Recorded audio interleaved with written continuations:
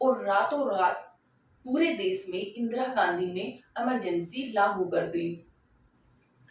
इस इमरजेंसी से ये इमरजेंसी थर्ड इमरजेंसी थी। इससे पहले भी 2 बार इमरजेंसी लगाई गई थी। फर्स्ट इमरजेंसी लगी थी जब इंडिया और चाइना का 1962 में वॉर हुआ उस दौरान, और सेकंड लगाई गई थी इंडिया पाकिस्तान 1971 वॉर के दौरान।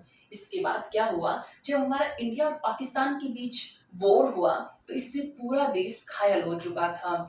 जो हमारी जीडीपी थी वो रिड्यूस कर रही थी, अनएम्प्लॉयमेंट आसमान छू रहा था, ऑयल क्राइसिस, सूखा, रेलवे स्ट्राइक और जाने क्या क्या। इसी बीच क्या हुआ, इसी बीच जय नारायण प्रकाश ने अपना संपूर्ण क्रांति मूवमेंट स्टार्ट कर दिया।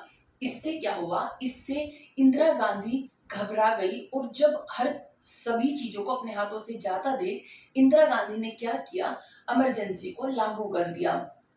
इमरजेंसी लागू करने के बाद उन्होंने क्या किया कि जितने भी अपोजिशन पार्टी के जो मेजर लीडर थे उन्हें अरेस्ट करा दिया। यहाँ तक कि जो कांग्रेस के लीडर थे जो इमरजेंसी को क्या अपोज कर रहे थे, उसके खिलाफ थे, उन्हें भी उन्होंने क्या किया, अरेस्ट करा दिया गया। उस टाइम पे क्या होता था, किसी भी व्यक्ति के राइट्स और फ्रीडम को सबको खत्म कर दिया जाता था। अगर हमारे देश में जैसे इमरजेंसी लगाई गई तो उसी टाइम क्या हुआ, जितने भी सभी व्यक्तियों के जो फ्रीडम और राइट्स थे उन्हें क्या कर दिया गया, उन्हें खत्म कर दिया गया। इसके बाद यहाँ तक कि जो न्यूज़पेपर में न्यूज आती थी, जो न्यूज छपकर आती थी, उसे भी पहले कहाँ पर भेजा जाता था, उसे भेजा जाता था इंफॉर्मेशन एंड ब्रॉडकास्ट मिनिस्ट्री के पास में। वहां से छटने के बाद वह न्यूज छापी जाती थी।